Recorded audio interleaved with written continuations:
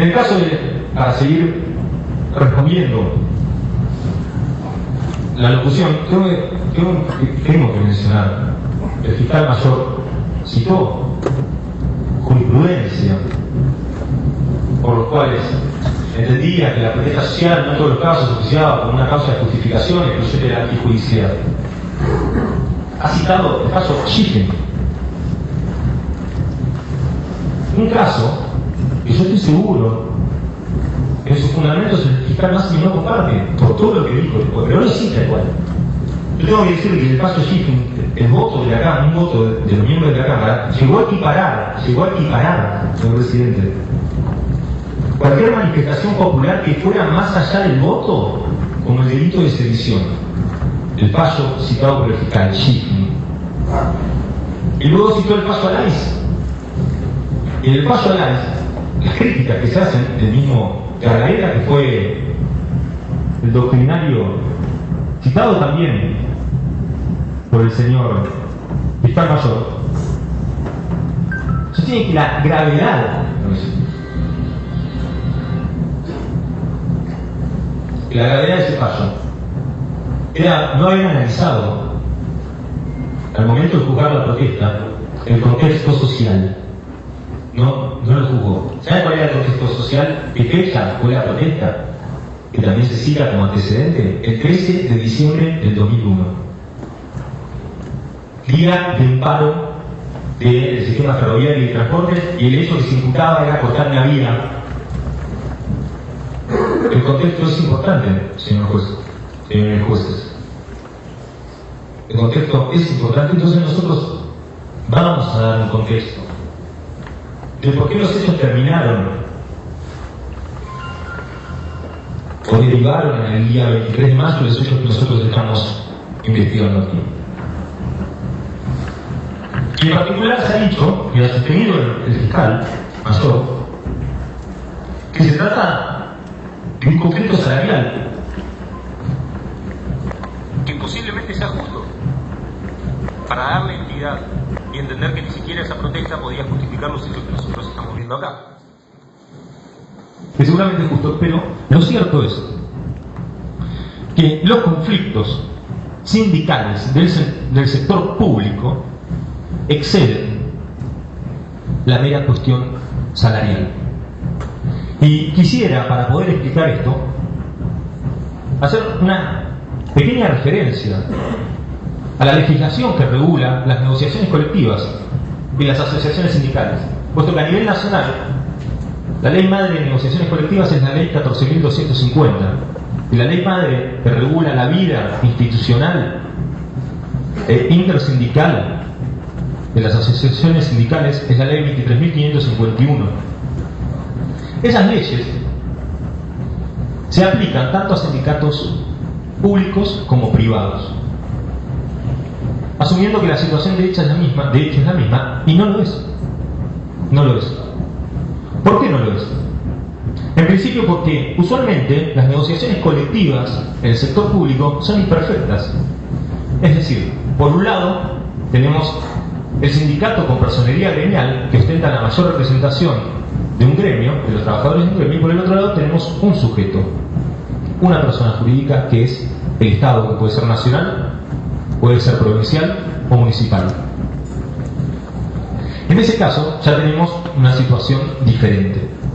Por otro lado, las medidas de acción directa con las que cuenta un gremio, un sindicato, una organización sindical de la faz privada, tienen un efecto diferente y sobre aquellos efectos que puede llegar a tener una medida de acción directa en el sector público, puesto que las relaciones laborales, tanto individuales como colectivas en el sector privado, contienen de un lado el trabajador, que ve al trabajo como su actividad principal, su principal fuente de recursos escasos, y por el otro lado tenemos un empresario o un grupo de empresarios cuyo objetivo es ganar más.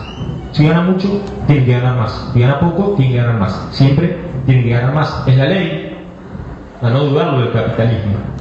Entonces ve al trabajo no como su actividad principal, sino como un costo.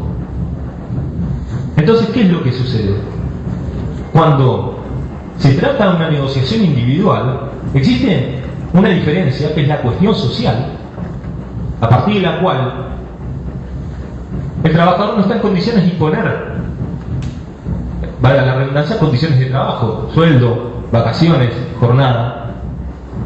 No lo tiene, porque detrás de él siempre está la ardua tarea de aquellos que en este momento y permanentemente buscan trabajo y no lo consiguen. Atrás de un trabajador hay otros tantos buscando trabajo. Entonces, si no se aceptan las condiciones del patrón, del empresario, hay otros que sí. Es una triste realidad que nosotros vemos actualmente en la misma provincia. No es necesario ver a España, a Grecia, Italia. No es necesario, lo tenemos acá. Tenemos un parque industrial acá, donde podemos corroborar esos extremos. Ahora, así, naturalmente los trabajadores se han agrupado y han negociado colectivamente porque en la fuerza han conseguido la posibilidad de que se atiendan. No sé si todos los reclamos, pero ha ido progresivamente avanzándose, sobre todo en la agrupación y en la agremiación de los trabajadores.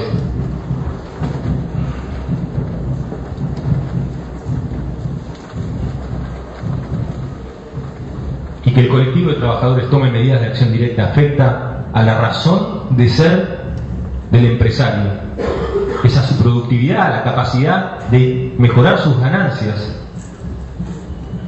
Es decir, un día de paro por parte de un grupo de trabajadores puede condicionar de modo tal a la empresa, al empresario, para que atienda sus reclamos.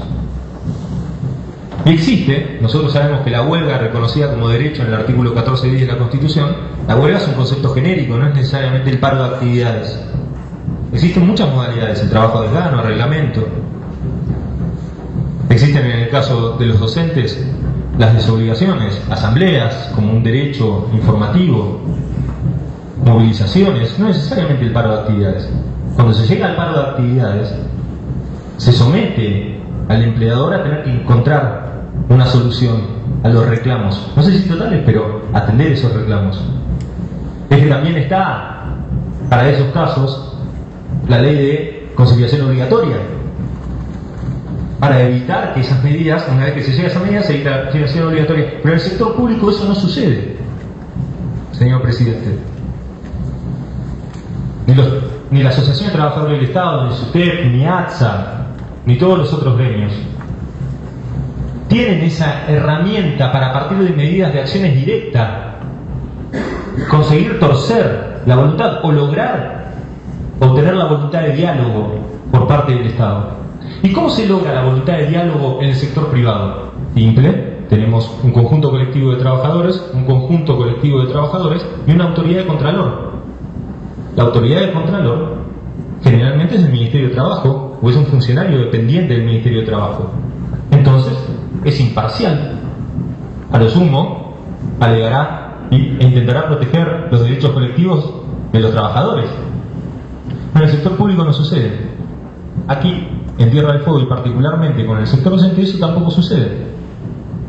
La historia de lucha por parte del sindicato docente se remonta a muchos días de paro que han sido impotentes para torcer la voluntad o lograr la voluntad de diálogo de un gobierno que ha desoído los reclamos y que ha manifestado un desdén respecto de la educación de los hijos, de la escuela pública.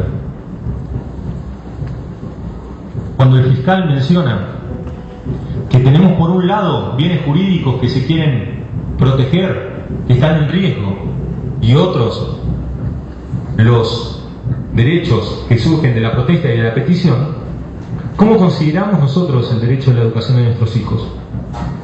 O la integridad, o asegurar la integridad física o psíquica de los trabajadores y de los alumnos por los estados edilicios. ¿Qué es más grave? Nosotros nos preguntamos. Entonces, ha generado que naturalmente los gremios públicos hayan tenido que recurrir a otros medios, sacar la creatividad para recurrir a otros medios de protesta que no sean necesariamente la huelga en sentido estricto, el paro de actividades. Porque el Poder Ejecutivo, que además de Poder Ejecutivo es empleador, no ha respondido a esas peticiones. Entonces, ¿qué logramos? Y lo ha mencionado el señor fiscal: la permanencia en edificios públicos para llamar la atención, movilizaciones, desobligaciones, también paros. Pero aquí nosotros nos encontramos también en un conflicto en el cual el nivel de creatividad se ha demostrado.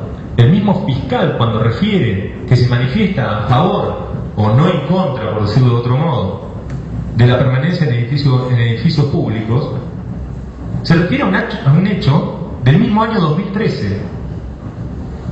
Nosotros nos tenemos que preguntar cómo 2 meses después seguían manifestándose.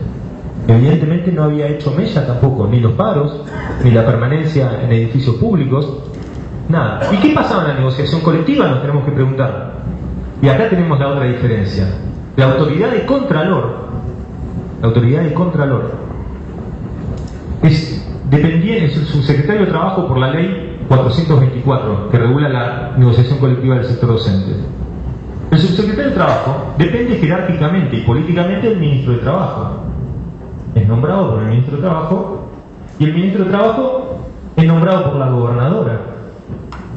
Que la gobernadora es la que nombra a su vez a la ministra de Educación, y la ministra de Educación es la que nombra a los paritarios que tienen que ir a negociar. Entonces acá no tenemos un tercero imparcial que bregue por la correcta aplicación de las normas de negociación colectiva. No las tenemos. Tenemos un subsecretario de Trabajo que tiene a su orden 2 normas de conducta que no siempre esas normas de conducta coinciden, a veces son contrapuestas.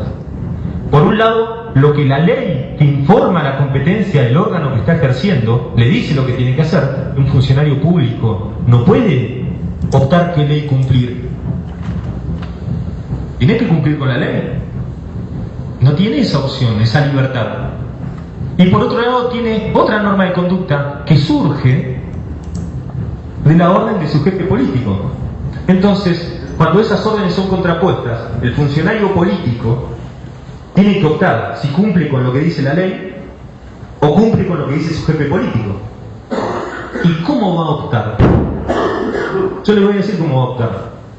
Opta por aquella infracción que no le traiga consecuencias disvaliosas. Las consecuencias disvaliosas lo más leves posible. Entonces, si no hacen caso de lo que dice su jefe político, ¿cuál es la consecuencia? Dejan el cargo. No son más funcionarios políticos. Automáticamente, quien monitorea todo, quien controla todo, que es el Poder Ejecutivo, lo saca del cargo. Esa es la consecuencia de no obedecer a un jefe político. ¿Y qué sucede si nosotros no cumplimos como funcionarios, no cumplimos con la ley? Nada.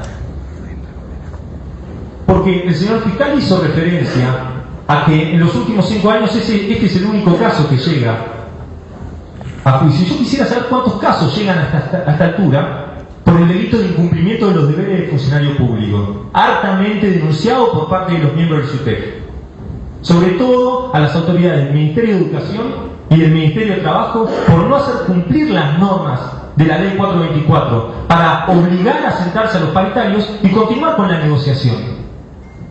El ex jefe de gabinete Aramburu, cuando se sentó, dijo que el aumento se dio por decreto porque se habían agotado las instancias de diálogo. Eso se lo acordaba. Ahora, cuando le preguntamos por qué se habían agotado, no se lo acordaba. Nosotros nos preguntamos por qué se habían agotado las instancias de diálogo. Porque luego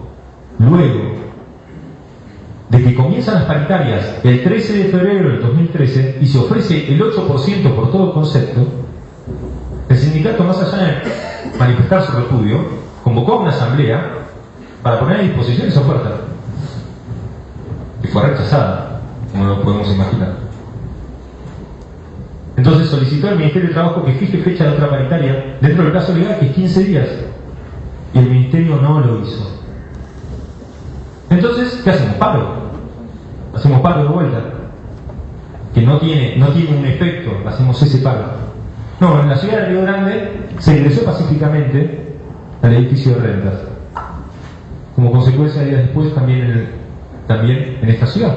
¿Y qué se pedía? Porque acá se empieza a crear el conflicto que no es solamente salarial.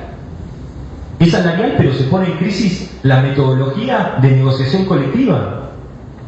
Eso es lo que sucede. Entonces, cuando se permanece en el edificio de rentas,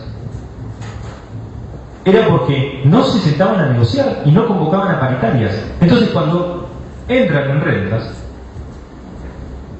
llaman al otro día como condición de que dejen rentas. Entonces, señor presidente, y a todo el público que está escuchando, ¿qué se piensa que van a hacer el sindicato? Es decir, nosotros salimos de rentas y no nos convocan.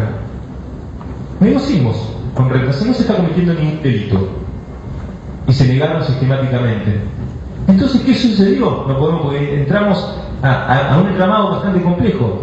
Intervinieron ante un conflicto que estaba empezando a afectar a toda la sociedad los legisladores, no por una manda constitucional. Han hecho labores de buenos oficios, a mediar entre el colectivo docente y el Poder Ejecutivo. No lo han logrado.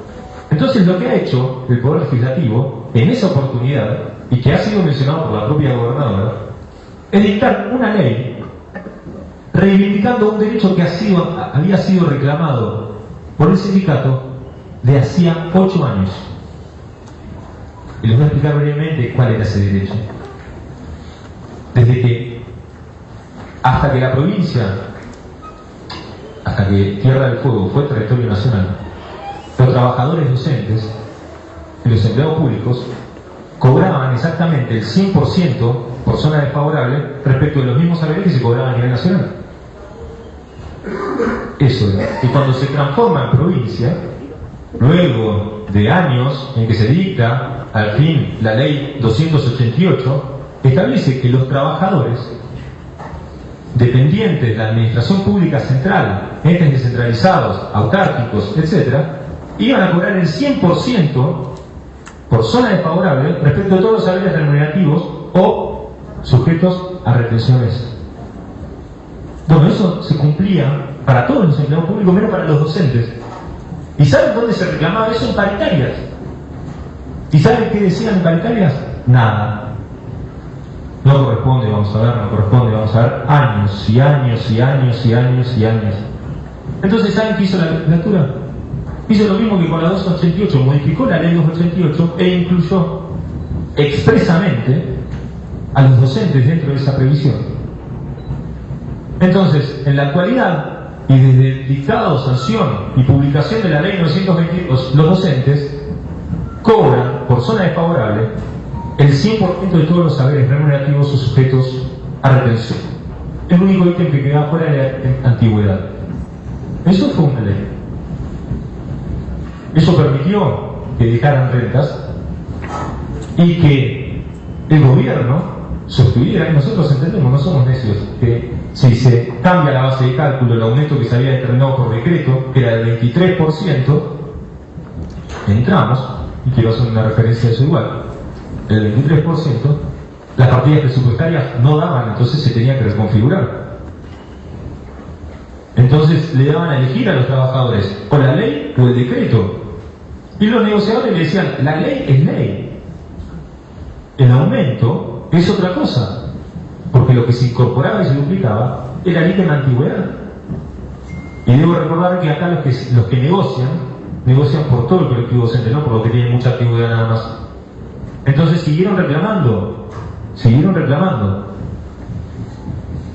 la recomposición salarial. Y con esto quiero decir otra cosa que es de público conocimiento, y es que desde que vivimos el proceso inflacionario, no lo vamos a negar, hace 2, 3 años, 3, 4, 5 años, que está enmarcado, cierto, es que siempre los salarios van detrás de la inflación, aumenta el precio y se recompone, aumenta el precio y se recompone. Cuando en el año 2013 se plantea una recomposición de salario, es por lo que se había devaluado el salario en el año 2012.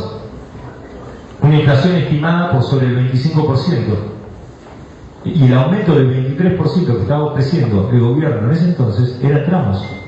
Es decir, el 10% en un tramo, el 8% y el 5%.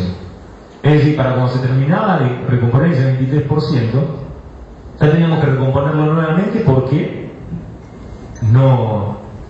la inflación no cesa, no va la inflación por tramos.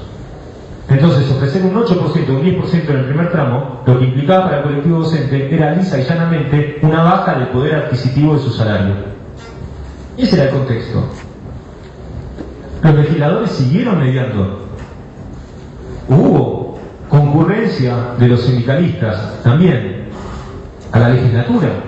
Hubo comunicación por parte de los legisladores directamente con el Poder Ejecutivo.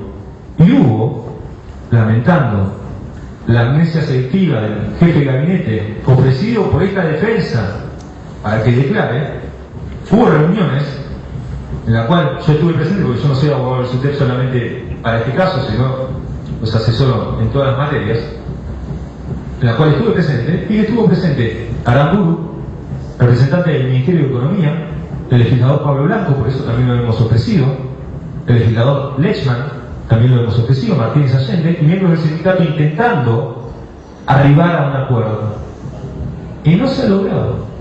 Y esas mesas informales de negociación se daban porque la mesa paritaria y la ley 424 y los incumplimientos de los deberes del funcionario público caen en saco roto. Y ahora, luego de la declaración de Boxer y los hechos que se sucedieron, entendemos que la amnesia selectiva del señor jefe de gabinete, del entonces jefe de gabinete, no era amnesia, era una omisión deliberada de decir la verdad, por la cual también fue denunciado por falso testimonio de parte de esta defensa.